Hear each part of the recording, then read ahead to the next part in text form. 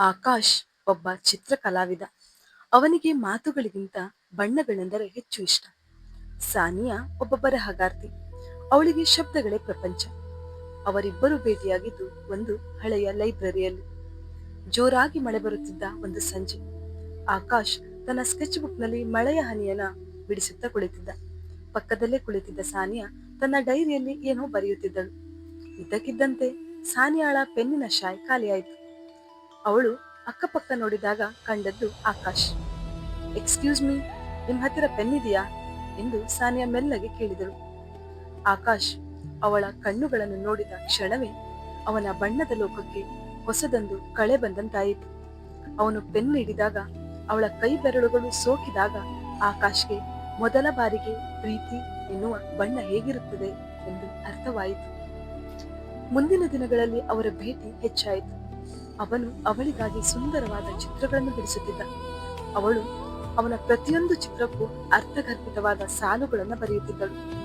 ಅವರ ನಡುವೆ ದೊಡ್ಡ ಮಾತುಗಳಿರಲಿಲ್ಲ, ಆದರೆ ಸುದೀರ್ಘವಾದ ಮೌನವಿತ್ತು. ಆ ಮೌನದಲ್ಲಿ ಎಲ್ಲವೂ ಅರ್ಥ ಆಗ್ತಾ ಇತ್ತು. ಒಂದು ದಿನ ಆಕಾಶ್ ಸಾನಿಯಾಳನ್ನು ಒಂದು ಬೆಟ್ಟದ ತುದಿಗೆ ಕರೆದುಕೊಂಡು ಹೋದ. ಸೂರ್ಯ ಮುಳುಗುವ ಸಮಯ. ಆಕಾಶ್ ಒಂದು ದೊಡ್ಡ ಕ್ಯಾನ್ವಾಸ್ ಮೇಲೆ ಕೇವಲ ಒಂದು ಬಿಳಿ ಹೂ ಮತ್ತು ಅದರ ಮೇಲೆ ಮಳೆಯ ಹನಿಯನ್ನು ಬಿಡಿಸ್ತಾ ಇದ್ದ. ಅದರ ಕೆಳಗೆ ಸಾನಿಯಾಳಿಗಾಗಿ ಒಂದು ಜಾಗವನ್ನು ಬಿಟ್ಟಿದ್ದ. ಸಾನಿಯಾ ನಸುನಗುತ್ತಾ ಅಲ್ಲಿ ಹೀಗೆ ಬರೆದಳು: ಬಣ್ಣಗಳಿಲ್ಲದ ನನ್ನ ಬದುಕಿಗೆ ನಿನ್ನ ಪ್ರೀತಿಯೇ ಹಸಿರು, ಮಾತೇ ಇಲ್ಲದ ನಮ್ಮ ಪಯಣಕ್ಕೆ ನಿನ್ನ ಮೌನವೇ ಉಸಿರು. ಆಕಾಶ್ ಅವಳ ಕೈ ಹಿಡಿದು ಕಣ್ಣಲ್ಲೇ ಕೇಳಿದ, ಜೊತೆಗಿರುವೆ ತಾನೇ? ಸಾನಿಯಾ ಅವನ ಹೆಗಲ ಮೇಲೆ ತಲೆ ಇಟ್ಟು ಮೌನವಾಗಿ ಹೌದು ಎಂದಳು. ಅವರಿಬ್ಬರ ಪ್ರೀತಿ ಕತೆ ಮುಂದುವರಿಯಿತು.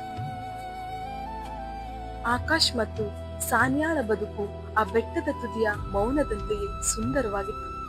ಆದರೆ ಕಾಲಚಕ್ರ ಉರುಳುತ್ತಿದ್ದಂತೆ ಸಾನಿಯಾಳ ಮನೆಯಲ್ಲಿ ಅವಳ ಮದುವೆಯ ಒತ್ತಡ ಹೆಚ್ಚಾಯಿತು. ಅವಳ ತಂದೆ ತಾಯಿಗೆ ಆಕಾಶ್ನ ಚಿತ್ರಕಲೆ ಮತ್ತು ಬಣ್ಣದ ಲೋಕ ಅರ್ಥವಾಗಲಿಲ್ಲ.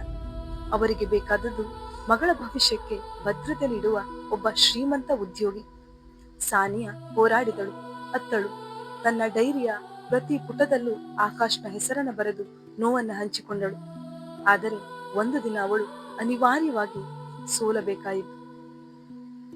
ಅದೇ ಹಳೆಯ ಲೈಬ್ರರಿ. ಹೊರಗೆ ಅಂದು ಮಳೆ ಇರಲಿಲ್ಲ, ಬದಲಿಗೆ ಸುಡುವ ಬಿಸಿಲಿತ್ತು. ಸಾನಿಯಾ ಆಕಾಶ್ನ ಮುಂದೆ ಬಂದು ಕುಳಿತಳು. ಅವಳ ಕಣ್ಣುಗಳು ಅಂಜನದಿಂದ ಮಿಂಚುತ್ತಿರಲಿಲ್ಲ, ಬದಲಿಗೆ ಅತ್ತು ಕೆಂಪಾಗಿದ್ದವು. ಅವಳು ಮೆಲ್ಲಗೆ ತನ್ನ ಬ್ಯಾಗ್ನಿಂದ ಆಕಾಶ್ ಅಂದು ನೀಡಿದ್ದ ಪೆನ್ನನ್ನ ಹೊರಗೆ ತೆಗೆದು ಟೇಬಲ್ ಮೇಲೆ ಇಟ್ಟಳು. ಸಾನಿಯಾ ಹೇಳಿದಳು, ಆಕಾಶ್, ನನ್ನ ಮಾತುಗಳೆಲ್ಲ ಇಂದು ಮೌನವಾಗಿದೆ. ನಿನ್ನ ಬಣ್ಣದ ಲೋಕದಲ್ಲಿ ನನಗೆ ಇನ್ನೂ ಜಾಗವಿಲ್ಲ ಅನ್ನಿಸುತ್ತಿದೆ. ಮನೆಯವರ ಆಸೆಯಂತೆ ನಾನು ಮದುವೆಗೆ ಒಪ್ಪಿಕೊಂಡಿದ್ದೇನೆ.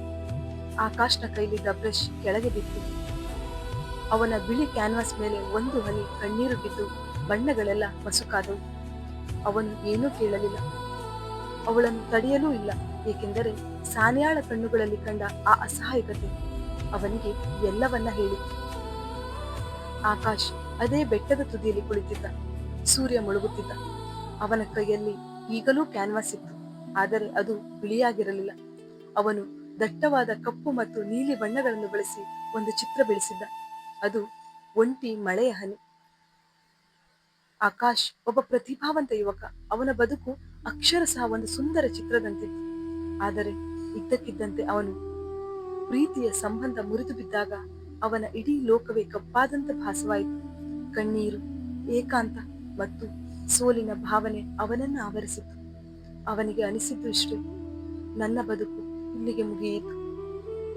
ದಿನಗಳ ಕಾಲ ಕೋಣೆಯಲ್ಲೇ ಕಳೆದ ಆಕಾಶ್ ಒಂದು ದಿನ ತನ್ನ ಹಳೆಯ ಪೇಂಟಿಂಗ್ ಬ್ರಷ್ಗಳನ್ನು ಕೈಗೆತ್ತಿಕೊಂಡ. ಆದರೆ ಅವನ ಕೈಗಳು ನಡುಗುತ್ತಿದ್ದವು. ಅವನಿಗೆ ಯಾವುದೋ ಬಣ್ಣವಿಲ್ಲದಂತೆ ಕಾಣುತ್ತಿತ್ತು. ಆ ಒಂದು ತಿರುವು, ಒಂದು ಸಂಚೆ ಅವನ ಬದುಕನ್ನ ಬದಲಿಸಿತು. ಆಕಾಶ್ ತನ್ನ ಮನೆಯ ಬಾಲ್ಕನಿಯಲ್ಲಿ ಕುಳಿತಿದ್ದಾಗ ಒಂದು ಸಣ್ಣ ಘಟನೆ ಅವನ ಕಣ್ಣಿಗೆ ಬಿತ್ತು. ಒಂದು ಚಿಟ್ಟೆ ತನ್ನ ಗೂಡಿನಿಂದ ಹೊರಬರಲು ಒದ್ದಾಡ್ತಾ ಇತ್ತು. ಅದು ತುಂಬಾ ಕಷ್ಟಪಡ್ತಾ ಇತ್ತು. ರೆಕ್ಕೆಗಳು ಮುರಿದು ಹೋಗುತ್ತವೆಯೇನೋ ಅನ್ನುವಷ್ಟು ನೋವು ಅದಕ್ಕಾಗುತ್ತಿತ್ತು.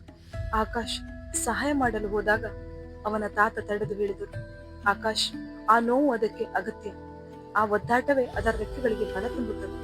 ಆ ನೋವನ್ನ ಅನುಭವಿಸಿದರನೇ ಅದು ಬಣ್ಣ ಬಣ್ಣದ ಚಿಟ್ಟೆಯಾಗಿ ಹಾರಲು ಸಾಧ್ಯವಾಗುತ್ತದೆ. ಆ ಮಾತು ಆಕಾಶ್ನ ಎದೆಯೊಳಗೆ ನೇರವಾಗಿ ನಾಟಿತು. ಅವನಿಗೆ ಅರ್ಥವಾಯಿತು, ಬ್ರೇಕಪ್ ಅಥವಾ ಪ್ರೀತಿಯ ಸೋಲು ಬದುಕಿನ ಅಂತ್ಯ ಅಲ್ಲ, ಅದು ನಮ್ಮ ವ್ಯಕ್ತಿತ್ವದ ಹೊಸ ರೂಪಾಂತರ. ಅವನು ಅಂದುಕೊಂಡ, ಅವಳು ಹೋದ ಮೇಲೆ ಬಣ್ಣಗಳು ಮಾಸಿರಬಹುದು, ಆದರೆ ಅವಳು ಕಲಿಸಿದ ಪ್ರೀತಿಯ ಪಾಠ ಮಾತ್ರ ಹಾಗೆಯೇ ಇದೆ. ಬ್ರೇಕಪ್ ಅಂದ್ರೆ ಜೀವನದ ಅಂತ್ಯ ಅಲ್ಲ, ಅದು ಒಬ್ಬ ವ್ಯಕ್ತಿ ಇಲ್ಲದೆ ನಾವು ಎಷ್ಟು ಬಲಿಷ್ಠವಾಗಿ ಬದುಕಬಲ್ಲೆವು ಎಂದು ತೋರಿಸುವ ನಿಜವಾದ ಪರೀಕ್ಷೆ.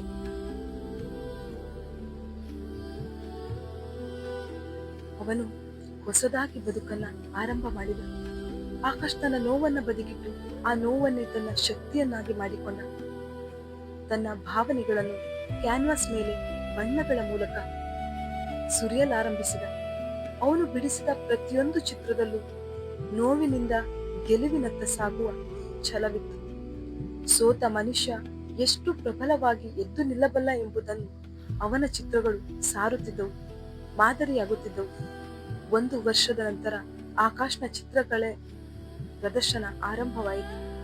ಅಲ್ಲಿ ಸಾವಿರಾರು ಜನ ಅವನ ಕಲೆಗೆ ಮಾರು ಹೋದರು. ಅವನ ಕಣ್ಣುಗಳಲ್ಲಿ ಅಂದು ಹಳೆಯ ನೋವಿನ ನೆರಳಿರಲಿಲ್ಲ, ಬದಲಿಗೆ ಆತ್ಮವಿಶ್ವಾಸದ ಮಿಂಚಿತ್ತು. ನೆನಪಿಡಿ, 1 ಬಾಗಿಲು ಮುಚ್ಚಿದರೆ ದೇವರು 100 ಕಿಟಕಿಗಳನ್ನು ತೆರೆಯುತ್ತಾನೆ. ನಿಮ್ಮನ್ನು ಬೇರೆಯವರು ಪ್ರೀತಿಸುವುದಕ್ಕಿಂತ ಮೊದಲು ನೀವು ನಿಮ್ಮನ್ನು ಪ್ರೀತಿಸಲು ಕಲಿಯಿರಿ. ನಿಮ್ಮ ನೋವು ನಿಮ್ಮನ್ನು ನಾಶಪಡಿಸಲು ಬರಬಾರದು, ಬದಲಿಗೆ ನಿಮ್ಮನ್ನು ಹೆಚ್ಚು ಬಲಿಷ್ಠನನ್ನಾಗಿ ರೂಪಿಸಲು ಬರಬೇಕು. ನೋವಿನ ಕಲೆ ಮಾಸಬಹುದು, ಆದರೆ ಆ ನೋವು ಕಲಿಸಿದ ಪಾಠ ನಿಮ್ಮನ್ನು ಸದಾ ಗೆಲುವಿನ ಹಾದಿಯಲ್ಲಿ ನಡೆಸುತ್ತದೆ. ಈ ಕತೆ ನಿಮ್ಗೆ ಹೇಗೆ ಅನಿಸ್ತು ಅನ್ನೋದನ್ನ ಕಮೆಂಟ್ ಮಾಡಿ. ಇದೇ ತರದ ಲವ್ ಕಾನ್ಸೆಪ್ಟ್ ವಿಡಿಯೋಗಳಿಗಾಗಿ ನಮ್ಮ ಚಾನೆಲ್ನ ಸಬ್ಸ್ಕ್ರೈಬ್ ಮಾಡಿ, ಶೇರ್ ಮಾಡಿ, ಲೈಕ್ ಮಾಡಿ.